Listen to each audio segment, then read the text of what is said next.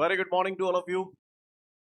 Well, कल मैंने आप लोगों को अच्छी स्थिति बताई थी, जिसमें मैंने आपको बताया था विद्युत द्विध्रुव के कारण अच्छी स्थिति या अनुदैर्ध्य स्थिति में स्थित किसी बिंदु पर विद्युत क्षेत्र की तीव्रता की गणना हेतु व्यंजक। क्लियर? और हमने उस सूत्र की जब स्थापना की थी तो हमारा जो सूत्र आया था वो आया था E बराबर 1/4πε0 k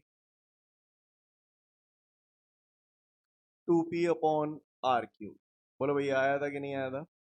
सीन क्लियर है सभी को? E बराबर 1/4πε0 के 2p/r3। ये जो सूत्र है वो कौन सी स्थिति में? अच्छी स्थिति में। क्लियर? बात समझ में आ रही है? विद्युत द्विध्रुव के कारण अच्छी स्थिति में किसी बिंदु पर विद्युत क्षेत्र की तीव्रता, ये सूत्र हम लोगों ने कल सिद्ध किया था, राइट? आज हमें जो पढ़ना है वो विद्युत द्विध्रुव के कारण निरक्षीय स्थिति में स्थित किसी बिंदु पर विद्युत क्षेत्र की तीव्रता का सूत्र पढ़ना है। तैयार है हम लोग? इससे पहले कि उस सूत्र को बताऊं, मैंने कल काफी सारी डिस्कशन की थी आपसे, राइट? मैंने बताया था निरक्षीय स्थिति में कुछ चीजों का आना जरूरी है, तो एक बार मुझे फटाफट बता दें, उसके बाद मैं निरक्षीय स्थिति पे आऊंगा। क्लियर? जो बातें मैं आपको बता रहा हूँ यहाँ पर, वो सारी बातें अगर आपको क्लियर होंगी तो आप निरक्षीय स्थिति समझ पाएंगे, अदरवाइज दिक्कत आएगी। क्लियर है? तो सबसे पहले हम उन बातों को समझते हैं। क्लियर? तो सबसे पहले मुझे ये बताओ, ये जो मैंने बनाया है, ये मैंने क्या बनाया है यहाँ पर? विद्युत द्विध्रुव। द्विध्रुव का ये क्या है? मध्य बिंदु। दोनों के बीच की दूरी कितनी मानते थे? 2l। ये 2l है तो ये कितनी है? ये कितनी है? l। क्लियर? इस रेखा को द्विध्रुव का अक्ष कहते हैं। अक्ष ये है तो निरक्ष ऐसे होता है। क्लियर? किसी भी अक्ष का जो निरक्ष होगा वो हमेशा उस अक्ष के लंबवत होगा। क्लियर? यानी इस द्विध्रुव पर अगर मैं ये लंबवर्धक बना दूं ऐसे करके, क्लियर, तो इसको हम लोग अक्ष बोलते हैं, और ये चीज क्या है? इसका निरक्ष। बात समझ में आ रही है सभी को? किसी को कोई दिक्कत? बात समझ में आ रही है? क्लियर है? ये अक्ष है और ये क्या है? इसका निरक्ष। बात समझ में आ रही है? तो किसी भी द्विध्रुव का अक्ष और निरक्ष हम लोग बना सकते हैं। क्लियर? निरक्ष ऊपर की तरफ भी बना सकते हैं, चाहे तो नीचे की तरफ भी बना सकते हैं। बात समझ में आ रही है? लेकिन होगा वो द्विध्रुव पर लंबवर्धक। क्लियर है? बात समझ में आ रही है? निरक्षीय स्थिति का मतलब ये है कि आपको जिस बिंदु पर विद्युत क्षेत्र की तीव्रता ज्ञात करनी है वो यहां पर है। बात समझ में आ रही है? उसका प्रश्न यही है हमारे सामने अगला। विद्युत द्विध्रुव के कारण निरक्षीय स्थिति में स्थित किसी बिंदु पर विद्युत क्षेत्र की तीव्रता की गणना हेतु व्यंजक स्थापित कीजिए। प्रश्न समझ में आ गया सभी को? मैं फिर से बोल रहा हूँ। विद्युत द्विध्रुव के कारण निरक्षीय स्थिति में स्थित किसी बिंदु पर विद्युत क्षेत्र की तीव्रता की गणना हेतु व्यंजक स्थापित कीजिए। क्लियर? निरक्षीय स्थिति का दूसरा नाम अनुप्रस्थ स्थिति भी होता है। क्लियर? निरक्षीय स्थिति को हम लोग अनुप्रस्थ स्थिति के नाम से भी जानते हैं। कोई ऐसे भी बोल सकता है, विद्युत द्विध्रुव के कारण अनुप्रस्थ स्थिति में स्थित किसी बिंदु पर विद्युत क्षेत्र की तीव्रता की गणना हेतु व्यंजक स्थापित कीजिए। क्लियर है सीन यहाँ तक? बात समझ में आ रही है? अच्छी बात है। अगर ये बात आपको क्लियर हो गई तो अगली बात पे आता हूँ। आप बताओ, मैंने आपको बताया था कल, हमने सूत्रों में यूज भी किया था, बिंदु आवेश के कारण, ये कोई आवेश है, उसके कारण उससे r दूरी पर स्थित किसी बिंदु पर विद्युत क्षेत्र की तीव्रता का सूत्र क्या है? 1/4πε0 के आगे क्या? q/r²। क्लियर? ये बिंदु आवेश के कारण किसी बिंदु पर विद्युत क्षेत्र की तीव्रता है। कोई द्विध्रुव के कारण उसके अक्ष पर पूछे तो ये वाला सूत्र है। क्लियर? अलग अलग कंडीशन में अलग अलग सूत्र हैं। बात समझ में आ रही है सभी को? तो बिंदु आवेश के कारण उसके पास स्थित किसी बिंदु पर विद्युत क्षेत्र की तीव्रता पड़ी थी ना अपन ने, E बराबर 1/4πε0 के q/r²। बोलो भैया, सीन क्लियर है सभी को? अच्छी बात है। मान के चलिए बिंदु P की द्विध्रुव के मध्य बिंदु O से दूरी r है। ठीक है जी? तो बता सकते हो मुझे ये दूरी कितनी होगी? हैं जी? कितनी होगी ये दूरी? ये r है, ये l है, तो निकाल लेंगे इसको। कर्ण है, ये पाइथागोरस की प्रमेय लग जाएगी। हमने पढ़ा है कर्ण स्क्वायर बराबर लंब स्क्वायर प्लस आधार स्क्वायर। कर्ण स्क्वायर बराबर लंब स्क्वायर प्लस आधार स्क्वायर। कर्ण हमें निकालना है, तो लंब कितना है? आर। आधार कितना है? एल। क्लियर? तो ये आ गया हमारा कर्ण स्क्वायर। कर्ण पे से स्क्वायर हटाऊंगा तो यहाँ क्या आ जाएगा, अंडर रूट आ जाएगा। तो ये हो गया हमारा R square plus L square. तो ये कर्ण आ गया आपका, बोलो भैया। तो कर्ण हमारा आ गया कितना, under root R square plus L square. ऐसे ही हम इसको भी निकाल सकते हैं, ये भी कितना आएगा, R square plus L square. ये जो आपको चित्र दिखाई दे रहा है ये कैसा त्रिभुज है, समद्विबाहु क्यों है, समझ में आ गई बात, सब कल बता चुका हूं। क्योंकि जितनी लंबाई under root R square plus L square इस भुजा की है, वही सेम लंबाई इस भुजा की है, under root R square plus L square. ये जो तीसरी भुजा है उसकी लंबाई 2l है। तो हमें दिख रहा है दो भुजाएं बराबर हैं, इसलिए ये कैसा त्रिभुज है, समद्विबाहु त्रिभुज है। और चूंकि ये समद्विबाहु त्रिभुज है क्योंकि दो भुजाएं बराबर हैं, तो हमें ये पता है कि समद्विबाहु त्रिभुज में जो दो भुजाएं बराबर होती हैं उनके सामने के कोण भी बराबर होते हैं। तो यहाँ पर मुझे ये भुजा और ये भुजा समान दिखाई दे रही है, तो इस भुजा के सामने का कोण ये होगा, और इस भुजा के सामने का कोण ये होगा, राइट। तो ये दोनों कोण कैसे होंगे, बराबर। यानी मैंने एक को थीटा मान लिया तो दूसरे को भी थीटा मानना पड़ेगा। सीन क्लियर है। 9th-10th में पढ़ा होगा आपने, पंडित बद्री प्रसाद हरर बोले हैं, या नहीं पढ़ा, लाल बटे कक्का ऐसे पढ़ाया गया होगा आपको, राइट। सॉरी, वो तो इंग्लिश में पढ़ाया जाता है ना। लाल बटे कक्का आपने पढ़ा होगा, तो वहां आपने सूत्र पढ़े होंगे, साइन थीटा बराबर लंब बटे कर्ण, कॉस थीटा बराबर आधार बटे कर्ण, टेन थीटा बराबर लंब बटे आधार। सब क्लियर है, बिल्कुल साफ। ये तुमको गुंजाइश हो तो बताओ, नाने। चलो अच्छी बात। अच्छा एक बात बताओ, किसी भी बिंदु पर विद्युत क्षेत्र की दिशा निकालना आती है ना, अब मुझे समझाने की जरूरत तो नहीं है, बताना जरा।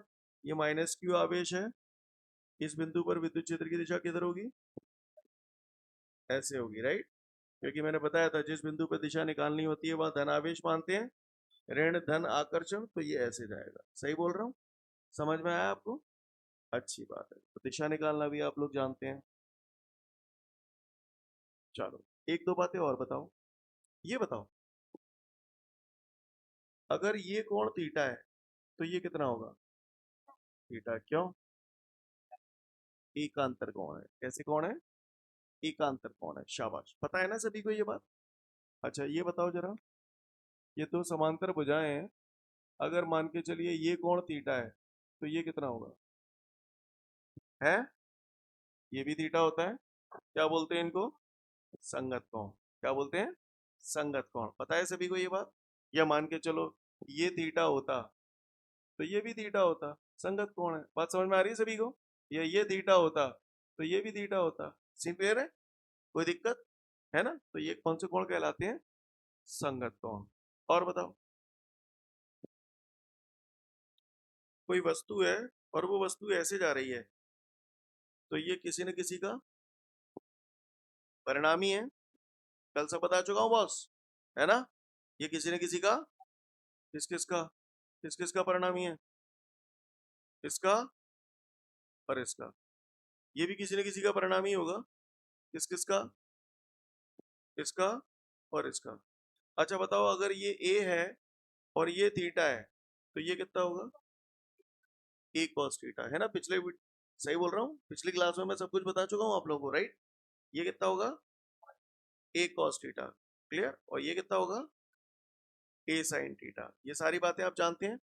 बीच वाली भुजा जिस लाइन के संग कोण बनाती है वो वाली लाइन हमेशा कॉस होती है ना। तो इसलिए हमें इसे ए कॉस थीटा, बची कुची लाइन साइन हो जाती है। पता है ना सभी को ये सब बात, किसी को कोई दिक्कत, कल मैंने बता चुका हूं, है ना। बताना जरा, ये E1 है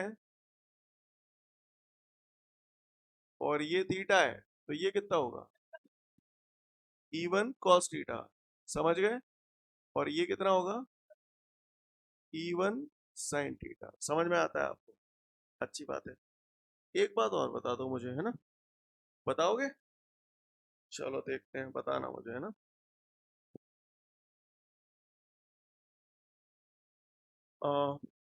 यहाँ तक अगर आपको सारा नज़ारा क्लियर है तो अब आप लोग क्वेश्चन को समझने लायक हैं, राइट। कुछ पूछ रहा था, पूछते पूछते हट गया। चलो ठीक है, जैसा भी है। हाँ ये बात और बता दो मुझे, ये एक वस्तु है, कुत्ता जालंग है चलो 5 न्यूटन थे, बिल्ली जालंग है चलिए 5 न्यूटन थे, चूहा जालंग है चलो 4 न्यूटन थे, चुईया जालन खींच रही है 3 न्यूटन पे। आप मुझे बता सकते हो इस वस्तु पर परिणामी बल कितना है? 7 न्यूटन। क्यों?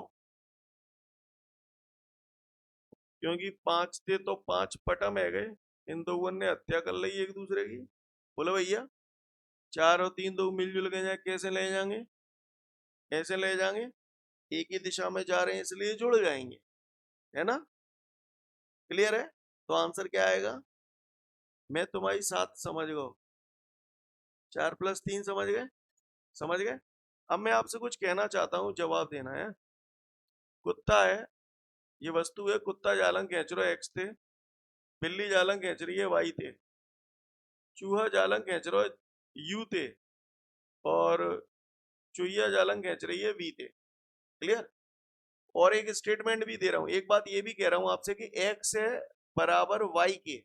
क्लियर? एक्स बराबर वाई मैं कह रहा हूं आपसे, क्लियर? ऐसा है तो आप बताओ इस वस्तु पर परिणामी बल कितना है? हाँ, समझ गए? किसी को कोई दिक्कत? कितना है परिणामी? तो मन भर है। क्लियर? तैयार? अब हम देखेंगे क्वेश्चन। रेडी? चलो, तो सबसे पहले क्वेश्चन समझ लें वो हमारे सामने क्या है। तो वो हमसे बोल रहा है कि विद्युत द्विध्रुव है। क्या है? विद्युत द्विध्रुव। और विद्युत द्विध्रुव बनाना हमारे बाएं हाथ का खेल है। ये मैंने बढ़िया फर्स्ट क्लास एक विद्युत द्विध्रुव बना दिया, -q + q। सही जा रहा हूं? अच्छा, मुझे एक बात और बताओ आप लोग, द्विध्रुव आघूर्ण की दिशा कहां से कहां की तरफ होती है? हाँ, क्लियर है ना? भूले तो नहीं हो? अच्छी बात है। द्विध्रुव आघूर्ण का सूत्र क्या होता है? P = Q × 2L। शाबाश बच्चों, मजा आ गया। तो ये क्या है बच्चों? द्विध्रुव। ये द्विध्रुव का क्या है? मध्य बिंदु। क्या है ये द्विध्रुव का? मध्य बिंदु। क्या है ये द्विध्रुव का? मध्य बिंदु। इस मध्य बिंदु को मैंने नाम दे दिया O। क्लियर? ये दूरी कितनी है ये बताओ? 2L। हमें मालूम है द्विध्रुव में दो आवेशों के बीच की दूरी को हम लोग 2L माना करते थे। ये 2L है तो ये L। ये कितना होगा? L। अब प्रश्न में उसने मुझे साफ बोला है, अच्छा द्विध्रुव को मैंने नाम दे दिया AB। क्या नाम दे दिया? हाँ, AB। क्लियर? A पर -q आवेश स्थित है और B पर +q आवेश स्थित है। को ठेका नाने के गुप्ता जी ने -q + q ऐसे लिए हैं तो हम ऐसे लें, तो माओ मन पर है तो प्लस इधर माइनस इधर ले सकते हो, उसी हिसाब से चित्र बदल जाएगा। सीन क्लियर है? बात समझ में आ रही है आपको मेरी? कोई दिक्कत? चलो, तो उसने मुझसे बोला है विद्युत द्विध्रुव के कारण निरक्षीय स्थिति में या अनुप्रस्थ स्थिति में, तो बताओ कहां की बात कर रहा है? ऊपर। तो वो कह रहा है विद्युत द्विध्रुव के कारण निरक्षीय स्थिति में, तो निरक्षीय स्थिति में मैंने फर्स्ट क्लास एक जो बढ़िया VIP लाइन खींच की। ठीक है भैया? तो वो कह रहा है विद्युत द्विध्रुव के कारण निरक्षीय स्थिति में स्थित किसी बिंदु पर विद्युत क्षेत्र की तीव्रता की गणना हेतु व्यंजक स्थापित कीजिए। प्रश्न समझ में आ गया? वो मुझसे कह रहा है विद्युत द्विध्रुव के कारण निरक्षीय स्थिति में स्थित किसी बिंदु पर, निरक्षीय स्थिति को अनुप्रस्थ स्थिति भी बोलते हैं ना, अनुप्रस्थ स्थिति में स्थित किसी बिंदु पर विद्युत क्षेत्र की तीव्रता की गणना हेतु व्यंजक स्थापित कीजिए। तो मैंने मान लिया इस बिंदु P की द्विध्रुव के मध्य बिंदु O से जो दूरी है वो R है। कितनी है? R। किसी को कोई दिक्कत? सीन क्लियर है? मैंने सिंपल इसको इससे मिला दिया और इसको इससे मिला दिया। ठीक है जी? क्लियर? क्यों मिलाया अभी आपको 2 मिनट बाद पता चलेगा। अब ये R है, ये L है, पाइथागोरस प्रमेय से मैं निकाल सकता हूँ। निकाल के बताऊं? कहो तो निकाल देता हूँ, है ना? क्या लिखूं इसको? √R² + L²। इसको क्या लिखूं? √R² + अरे यार आज ये परेशान कर रहा है। √R² + L²। यहाँ तक बात समझ में आ रही है सभी को? किसी को कोई दिक्कत? आगे बढ़ जाऊं? बताओ भैया, कैसा त्रिभुज हो गया? समद्विबाहु त्रिभुज हो गया, क्योंकि दो भुजाएं बराबर दिख रही हैं। जो दो भुजाएं बराबर होती हैं उनके सामने के कोण भी बराबर होते हैं। तो इस भुजा के सामने ये वाला कोण पड़ रहा है इस कोण को मैंने नाम दे दिया थीटा। क्या नाम दे दिया इसको मैंने? थीटा। अब जब मैंने इसको थीटा नाम दे दिया तो ये थीटा है तो ये भी थीटा होगा। अरे यार आज तो ये बहुत परेशान कर रहा है हमको, कल दिखवाऊंगा इसको। वैसे आपको इस पे कंफर्टेबल लग रहा है, ये कल तक जो व्हाइट पे पढ़ा रहा था वो कंफर्टेबल लग रहा था? सब पे कंफर्टेबल है? क्लियर, ठीक है। ये थीटा है, ये थीटा। ये इसलिए कर रहा हूँ क्योंकि रिकॉर्डिंग आप देखेंगे तो विजिबिलिटी प्रॉपर आएगी इस वजह से, राइट। ये भी थीटा है, ये भी थीटा है। क्यों है थीटा? समझ में आ रही है बात? एक को मैंने थीटा मान लिया तो दूसरा भी थीटा होगा, क्योंकि समद्विबाहु त्रिभुज है, जो समान भुजाएं हैं उनके सामने के कोण भी बराबर होते हैं। यहाँ तक किसी को कोई दिक्कत? चलो तो अब आते हैं मुद्दे की बात पे। पट्टन ने मोतियों का यह द्विध्रुव के कारण निरक्षीय स्थिति में स्थित किसी बिंदु पर विद्युत क्षेत्र की तीव्रता की गणना हेतु व्यंजक स्थापित कीजिए। अब आप बताओ किसी भी बिंदु पर विद्युत क्षेत्र पैदा होने के लिए जिम्मेदार कौन? आवेश। कितने आवेश हैं? दो आवेश हैं। कौन कौन से? माइनस क्यू और प्लस क्यू। तो इस बिंदु पर जो विद्युत क्षेत्र पैदा होगा वो काय की वजह से होगा? पहले माइनस क्यू की वजह से निकाल लेंगे, फिर प्लस क्यू की वजह से निकाल लेंगे, फिर इनको परिणाम ही निकालते हैं। निकालते हैं नहीं निकालते हैं? आ जाओ निकाल रहे हैं, लाओ। तो सबसे पहले मैं यहाँ पर कर रहा हूँ, गौर से देखिएगा सब लोग on the board. Minus Q आवेश के कारण, माइनस क्यू आवेश के कारण बिंदु P पर, मैं जो बोर्ड पे लिख रहा हूं आपको प्रॉपर दिखाई दे रहा है ना सभी को? विद्युत क्षेत्र की तीव्रता। सबसे पहले हम लोग माइनस क्यू आवेश के कारण बिंदु P पर विद्युत क्षेत्र की तीव्रता निकालते हैं। तो भैया माइनस क्यू आवेश 0, बिंदु P 0, हथवे के नान है। आप मुझे बता सकते हो इस बिंदु पर विद्युत क्षेत्र की दिशा किधर होगी? बता भैया, दिशा बताओ, दिशा। मुझे ज्यादा समझ में ना नहीं आवत, कैसे बना दूं? न्यो में बना दूं कि न्यो में बना दूं? न्यो में बना दूं, क्योंकि जिस बिंदु पर दिशा निकालनी होती है धन मानते हैं, ऋण धन आकर्षण। तो ऐसे ये आ गई। इस विद्युत क्षेत्र को मैंने नाम दे दिया E1। क्या नाम दे दिया? E1। सीन क्लियर है सभी को? किसी को कोई दिक्कत? आगे बढ़ूं? इसको मैंने नाम दे दिया E1। बात समझ में आ रही है? तो बताओ भैया, बिंदु आवेश के कारण उसके पास से स्थित किसी बिंदु पर विद्युत क्षेत्र की तीव्रता का सूत्र क्या है? तो E की जगह E1 लिखूं। E1 is equal to, E1 is equal to 1/4πε0 के Q अपॉन R स्क्वायर। अब Q upon R square, R क्या है? यहां से यहां तक की दूरी। अब समझ में आया मैंने क्यों निकाल के ये दूरी निकाली? क्योंकि जरूरत पड़ गई ना। तो 1/4πε0 के Q अपॉन R स्क्वायर। अब R क्या है? यही तो है। तो R है हमारा under root R square plus L square का होल स्क्वायर। तंत ही नहीं पढ़ रहा हो वो, समझ गए का? जाकि दिशा कितने जा रही है E1 की? P से A या A से P? P से A। तो ऐसे लिख दो बढ़िया, VIP P से A। समीकरण नंबर 1। काहुए को परेशानी बुरी नहीं लगे तो जा स्क्वायर से अंडर रूट उड़ाए दो, उड़ा देते हैं, कर लेते हैं। ऐसे ही अब क्या लिखूंगा? प्लस क्यू के कारण। बोले भैया, तो प्लस क्यू आवेश के कारण बिंदु P पर, बिंदु P पर विद्युत क्षेत्र की तीव्रता। ठीक है भैया, जो के कारण निकाल लेते हैं। तो प्लस क्यू आवेश के कारण आप ही बता दो, प्लस क्यू आवेश के कारण इस बिंदु पर विद्युत क्षेत्र की दिशा कौन सी लंग होगी? है होगी। न्यो में बोलो भैया, क्या नाम दे दूं इसको? E2। ये मैंने बढ़िया VIP नाम दे दिया इसको। E2 का गलत कर दो मैंने। चलो आ जाओ तो फिर कहा E2 बराबर का लिख दूं? फिर वही सूत्र लगेगा, 1/4πε0 के Q upon R square. R कितने का जाके ना, यही है, under root R square plus L square का होल स्क्वायर। नहीं यही बात समझ में? स्क्वायर ते रूट कट लो। चलो दिशा बताओ। E2 न्यो जा रहा है, यानी B से P की तरफ जा रहा है। जा रहा नहीं जा रहा? क्या लिख दूं? हाँ PP। नहीं यही बात समझ में? ओहो गलत लिख गया मैं, सॉरी। PP। अब ठीक है। समीकरण नंबर 2। काहुए को परेशानी? समीकरण 1 और 2 को जरा हो गया। बिंदु P पर जो विद्युत क्षेत्र पैदा होना था वो हो गया। क्योंकि दो ही आवेश हैं, इसके अलावा और को आवेश दिख रहा होगा ताकि वजह से विद्युत क्षेत्र पैदा हो, ना दिख रहा हो ना, तो जो पैदा होना था विद्युत क्षेत्र वो हो गया। अब आओ समीकरण 1 और 2 को जरा घुर्रा घुर्रा के देखो और उनकी राइट हैंड साइड को देखो।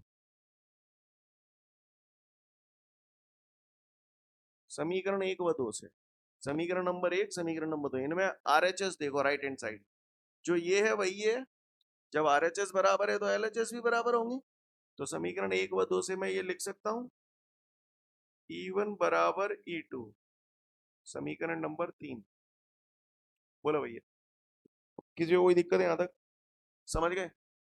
अब भैया खेल हमें कछु ऐसा करना है E1 और E2। अब मुझे परिणामी की जरूरत पड़ रही है, तो पहले तो ये देखो E1 ऐसे आ रहा है तो ये किसी न किसी का परिणामी है। किस किस का? एक इसका और एक इसका। तो मैं एक तो मैंने ये बना दिया ऐसे करके, राइट, एक ये हो गया, दूसरा इधर की तरफ बना दूं तो ये मैंने बढ़िया फर्स्ट क्लास ये ऐसे बना दिया। सीन क्लियर है? किसी को कोई दिक्कत?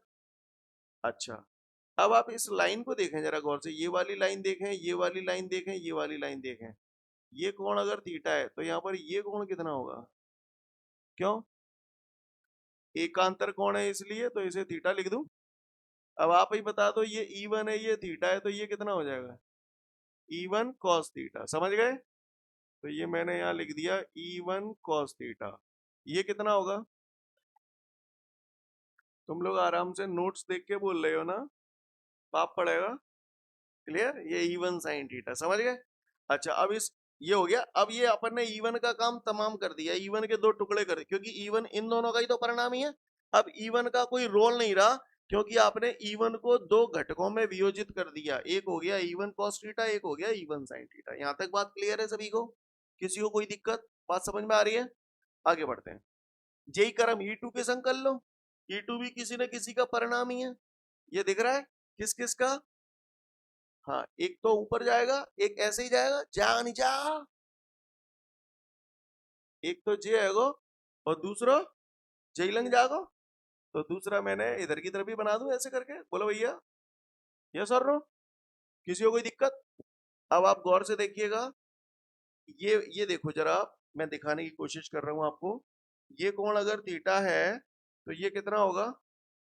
क्योंकि संगत कोण है। आप नजारा देखिएगा, आप ये देखो, ये वाली लाइन ये रही, ठीक है, ये वाली लाइन ऐसे जा रही है, ठीक ठीक है, और दूसरी ये समांतर रेखा वो ये रही, इसके समांतर है ये।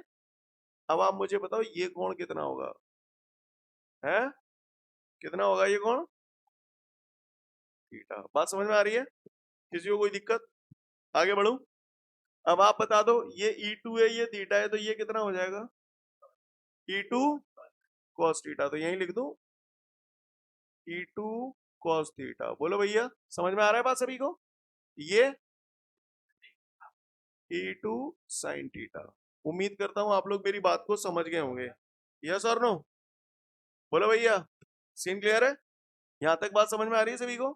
तो ये E2 sin थीटा क्यों हो गया और ये E2 cos थीटा क्यों हो गया? आपको बात पल्ले पड़ रही है? हो गया? अब किस किस का काम तमाम हो गया यहाँ पर जिसकी हमको कोई जरूरत नहीं है? E1 और E2 की, क्योंकि E1 के आपने दो टुकड़े फैला दिए और E2 के आपने दो टुकड़े फैला दिए। अब E1 और E2 का कोई रोल नहीं है। अब अगर देखा जाए कायदे से तो बिंदु P पर ये खेल बच रहा है हमारा। देखना जरा, मैं यहाँ अलग से बना रहा हूँ जिससे आप चीजों को बेहतर समझ पाए। P पे आपका एक तो ये काम कर रहा है E2 sin थीटा, P पे आपका एक ये काम कर रहा है E1 sin थीटा, और दो चीजें इधर की तरफ काम कर रही हैं, एक है E1 cos थीटा और एक है E2 cos थीटा। बोलो भैया, स्टेप क्लियर है? समझने की कोशिश करिएगा। बिंदु P पर, ये बिंदु P है, इस बिंदु P पर देखो E2 sin theta, E1 sin theta, E1 cos theta और E2 cos थीटा। ऐसे ही तो है। मैंने अलग से इसलिए बताया जिससे आप बेहतर समझ पाए। ये अव्याल वाले कुत्ता बिल्ली चूहा चूहिया हैं। समझ में आ रही मेरी बात? अब आप मुझे बताओ, समीकरण 3 मुझसे ये कह रही है E1 बराबर E2। अब आप मुझे बताओ बिंदु P पर परिणामी विद्युत क्षेत्र कितना है? हाँ, तुम देख के बोल रहे हो ना, चिरमंटी मत करना। क्लियर? लेसन, देखो भैया, ये मुझसे चूंकि समीकरण 3 ये कह रही है E1 और E2 बराबर हैं, तो मैं चाहूं तो यहाँ E1 की जगह E2 लिख दूं, या यहाँ E2 की जगह E1 लिख दूं, कुछ भी कर सकता हूँ। सपोज करिए मैंने यहाँ E1 की जगह E2 लिख दिया, तो ये भी E2 साइन थीटा, ये भी E2 साइन थीटा बराबर है, क्योंकि E1 साइन थीटा और E2 साइन थीटा बराबर हैं और दिशाएं विपरीत हैं, अतः वे एक दूसरे के प्रभाव को नष्ट कर देंगे, है ना। बोलो। और जे तो मिलजुल के जाए, एह ले जाएंगे, एह ले जाएंगे, एह ले जाएंगे। तो अतः बिंदु P पर परिणामी विद्युत क्षेत्र की तीव्रता बताओ। अब बोलेंगे ही नहीं वे, चिल्ला क्यों रहे हो तो। अतः बिंदु P पर परिणामी विद्युत क्षेत्र की तीव्रता कितनी आ गई। हाँ, तो ऐसे लिखू E बराबर E1 cos theta plus E2 cos theta. का गलत कर दो मैंने जहां में। अच्छा, अगर इतने की समझ में आएगी तो मैं तुम बताओ फिर जे स्टेप सही है कि ना, ने बताओ।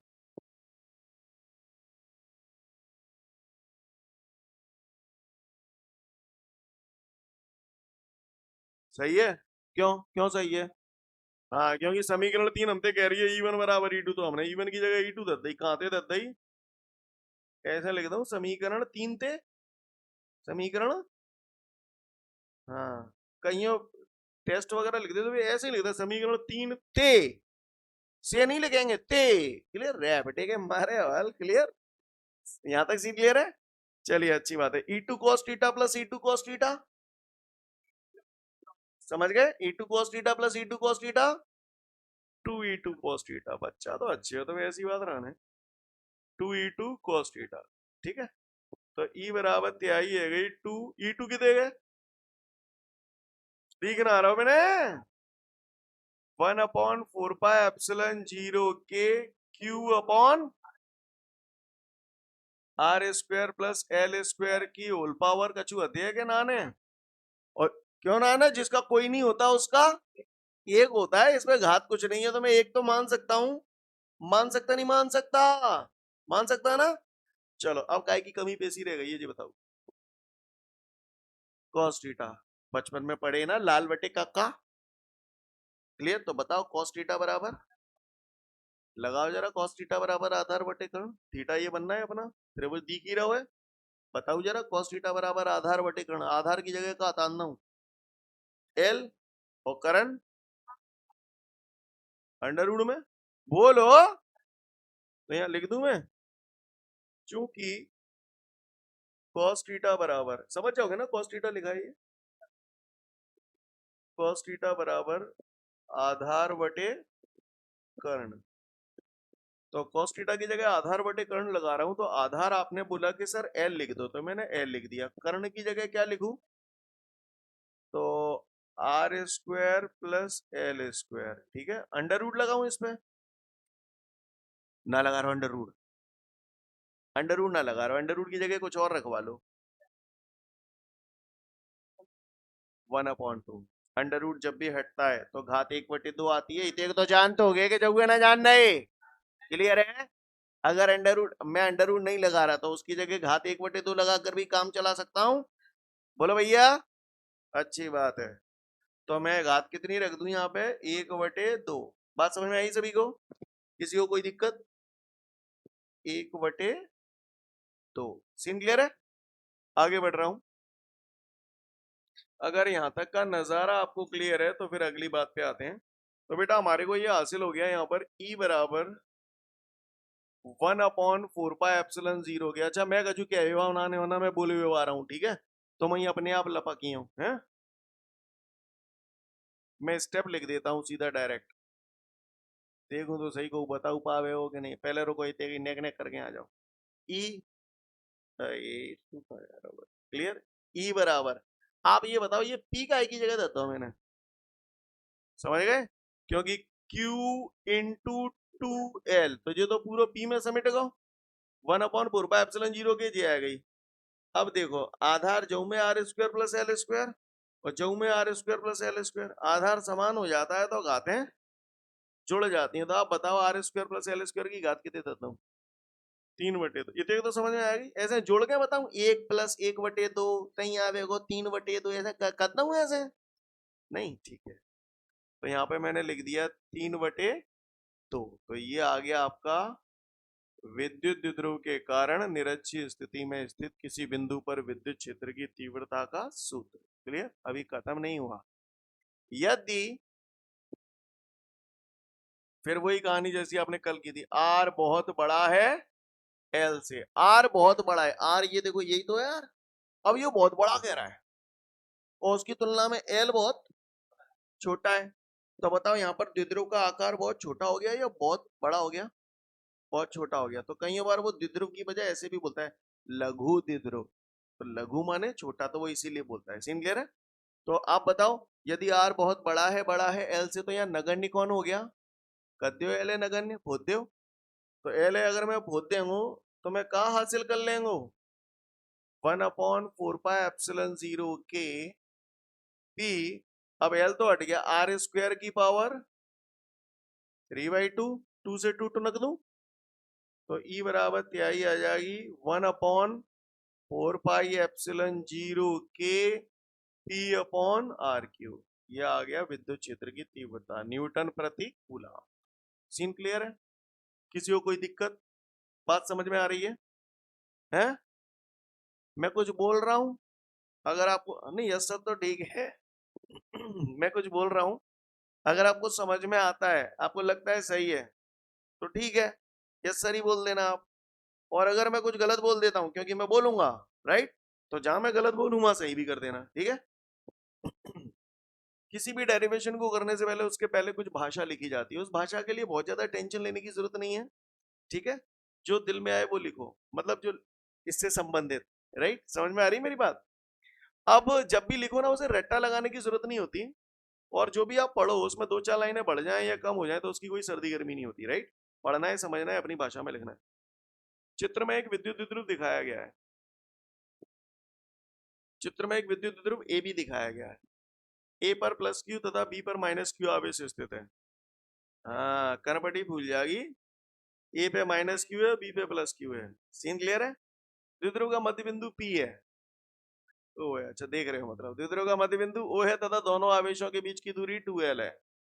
हमें द्विध्रुव के मध्य बिंदु ओ से स्मॉल आर दूरी पर निरक्षीय स्थिति में स्थित किसी बिंदु पी पर विद्युत क्षेत्र की तीव्रता की गणना करनी है।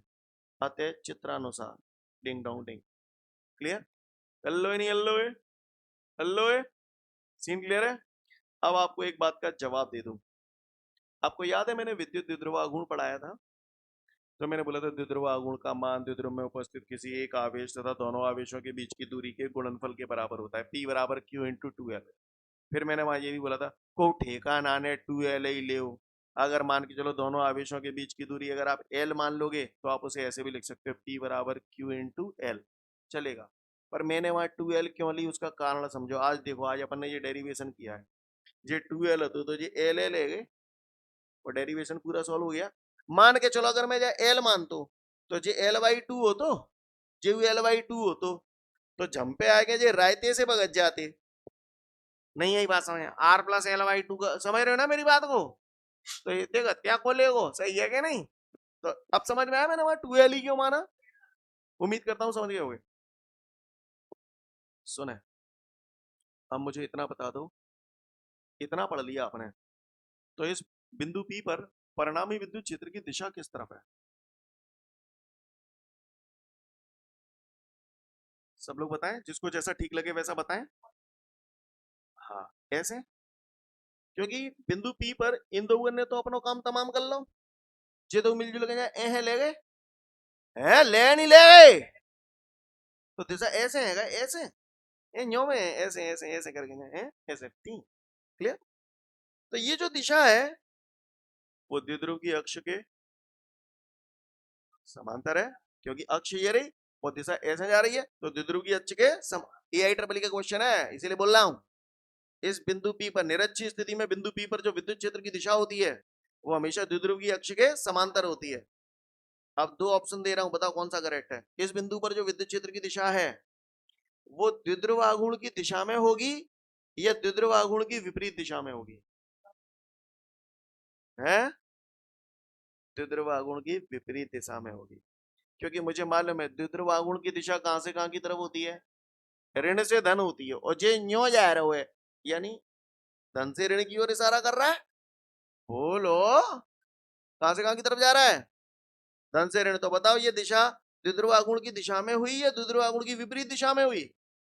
हाँ, यानी कहने का तात्पर्य है कि निरक्षीय स्थिति में बिंदु P पर जो विद्युत क्षेत्र की तीव्रता आती है वो द्विध्रुव की अक्ष के समांतर आती है और उसकी दिशा हमेशा द्विध्रुव आघूर्ण की दिशा के सदैव विपरीत होती है। उम्मीद करता हूं आप लोग मेरी बात समझ गए। सीन क्लियर है? 3 से 4 मिनट का समय दिया, तसल्ली से पूरा डेरिवेशन देख लें आप लोग, फिर आगे बढ़ेंगे।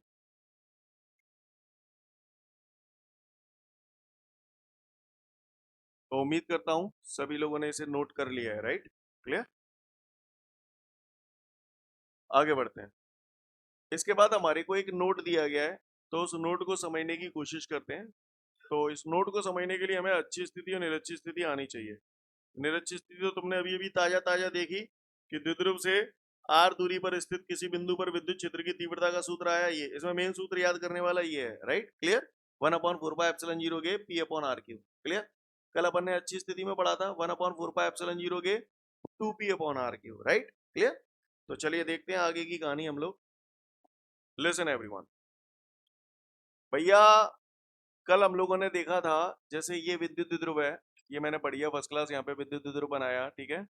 ये मैंने मान लिया माइनस क्यू आवेश है, ये प्लस क्यू आवेश है, ये द्विध्रुव का मध्य बिंदु है वो, राइट? तो हमने देखा मध्य बिंदु ओ से आर दूरी पर अच्छी स्थिति में बिंदु था ये। क्लियर? बोलो भैया। तो इस बिंदु पर आपने कल जब विद्युत क्षेत्र की तीव्रता निकाली थी अच्छी स्थिति में, तो आपका सूत्र ये आया था। पहचान के लिए सफिक्स में ऐसे लिख दूं, अक्षीय स्थिति। बोलो भैया, बराबर 1/4πε0 के 2p upon R Q. Scene clear है? कोई दिक्कत? आज आपने देखा कि अगर मैं द्विध्रुव के मध्य बिंदु से और उतनी ही दूरी पर, जितनी दूरी पर यहां पर मानी है उतनी दूरी पर निरक्षीय स्थिति में कोई बिंदु मान लूं, है ना? निरक्षीय स्थिति में अगर कोई बिंदु मान लूं, तो मैंने सूत्र देखा है, क्या सूत्र है मेरे पास निरक्षीय स्थिति में? तो निरक्षीय स्थिति में सूत्र होता है 1/4πε0 के पी अपॉन आर।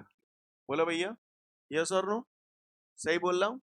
जितनी दूरी पर अच्छी स्थिति में बिंदु माना है उतनी दूरी पर निरक्षी स्थिति में मानना हूं, यानी समान दूरी पर मान रहा हूं बिंदु। तो ऐसी स्थिति में आप गौर से देखिएगा, अगर मैं ये समीकरण नंबर 1 मान लिया, ये समीकरण नंबर 2 मान लिया, तो समीकरण 1 में समीकरण 2 का भाग देने पर, है ना? समीकरण 1 में समीकरण 2 का भाग देने पर, भाग दे रहा हूं, तो ई अक्षीय बटे ई निरक्षीय। बोलो भैया, बराबर अच्छी यही है।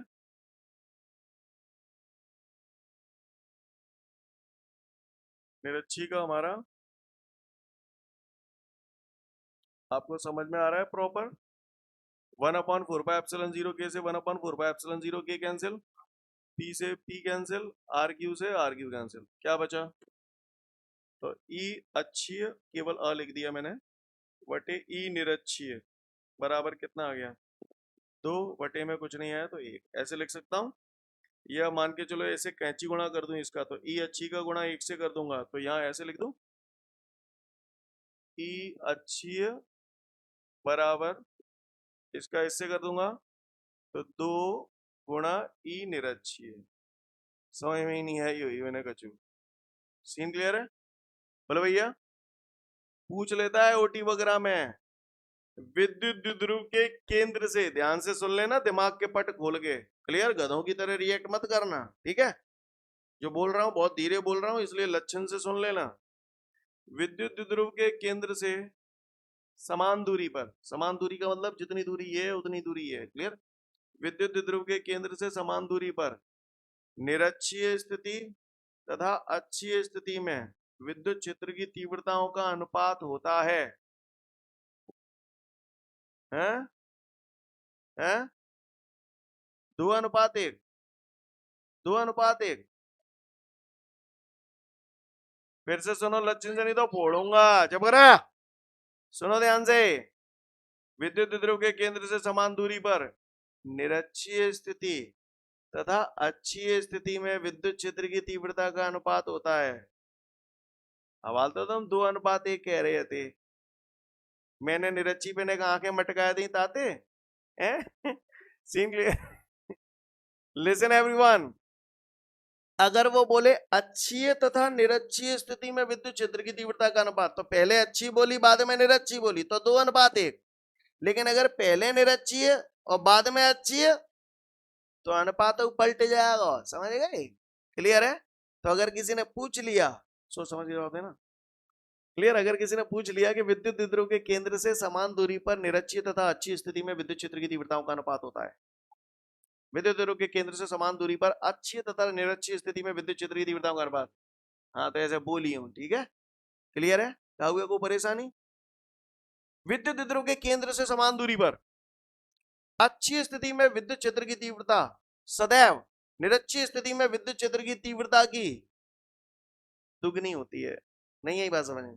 विद्युत द्विध्रुव के केंद्र से समान दूरी पर सदैव अच्छी स्थिति में विद्युत क्षेत्र की तीव्रता निरक्षीय स्थिति में विद्युत क्षेत्र की तीव्रता की, हाँ ऐसा बोलते हैं, ऐसे कहते हैं। कर लोगे? तो मैं घुमाऊं? तुम घूम जाते हो। घुमाऊं?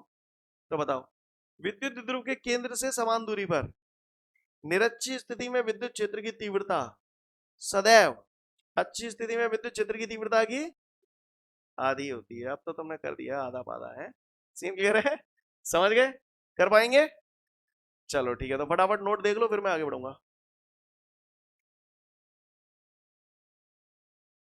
ठीक है, तो फिर आज के लिए पर्याप्त है, कल मिलते हैं। Thank you everyone, have a great day to all of you guys. जय हिंद।